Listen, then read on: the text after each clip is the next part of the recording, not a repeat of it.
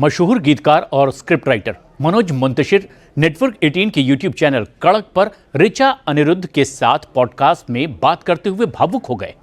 बात जब फिल्म आदि पुरुष से जुड़े विवादों पर आई तो मनोज मुंतशिर को अपना और अपने परिवार का संघर्ष याद आ गया। उन्होंने बताया कि कैसे उस कठिन समय में भी परिवार उनके साथ खड़ा रहा। आगे चाहे 20 साल तक भी इंटरव्यू जो भी देंगे उसमें आदि पुरुष का जिक्र आएगा, वेदर यू लाइक इट और नॉट। क्या हुआ था जब आप आज सोचते हैं? एक जरा सी बात पे बरसों के याराने गए, एक जरा सी बात पे बरसों के याराने गए, ये भी चलो अच्छा हुआ, कुछ लोग पहचाने गए। बुरे वक्त का फायदा होता है। लेकिन जो मेरे अपने थे, मैंने जमाने बाद अपनी फैमिली बॉन्डिंग इतनी अच्छी महसूस की। आपदा में अवसर था एक तरह से। मेरे और नीलम के रिश्ते, मेरी पत्नी हमेशा से अच्छे थे, पर आप डिस्कवर नहीं करते हो। वो आपको तब पता चलता है जब अचानक आप किसी मुश्किल में होते हो और आपकी बीवी आपके साथ एक पिलर की तरह के खड़ी हो जाती है। फॉर ग्रांटेड हो जाती है ना। हाँ, फॉर ग्रांटेड ही है। She is my wife, why will I like give her extra attention? वो तो है ही मेरे साथ। ऐसा चलता रहता है ना जीवन। अचानक आप देखते हो कि oh, she is standing by your side like a rock. मेरे माता पिता 86 ईयर्स के मेरे पिताजी, 86 साल के तब, अब तो 88 के हो गए। 86 साल का मेरा बाप ऐसी ताकत से मेरे साथ खड़ा होता, मुझे फोन करते, मनु चिंता मत करना, हम हैं।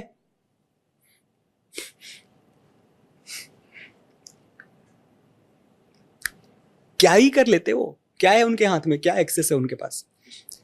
88 साल का आदमी, 86 साल का। लेकिन वो जो कड़क के बोलते थे ना, हम हैं मन्नू, हम हैं।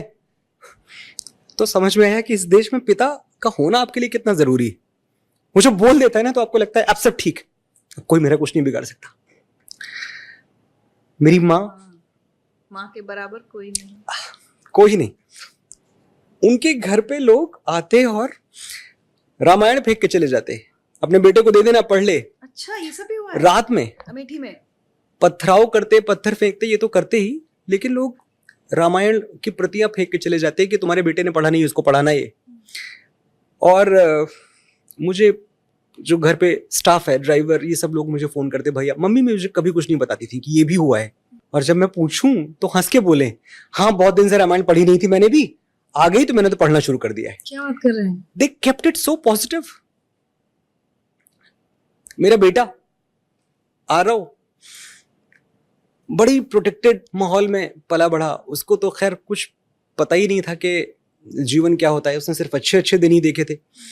फिर वो सोशल मीडिया पे लोग उसके लिए गालियां लिखना शुरू करते हैं और वो उन गालियों का मतलब भी नहीं जानता। फिर मुझे आके कह रहा है, पापा ये सुअर का बच्चा क्या होता है? मैंने कहा, क्यों इस तरह के शब्द इस्तेमाल कर रहे हो? नहीं, मुझे लोग कह रहे हैं कि तुम सुअर के बच्चे हो। Oh my God. तो मुश्किल तो था।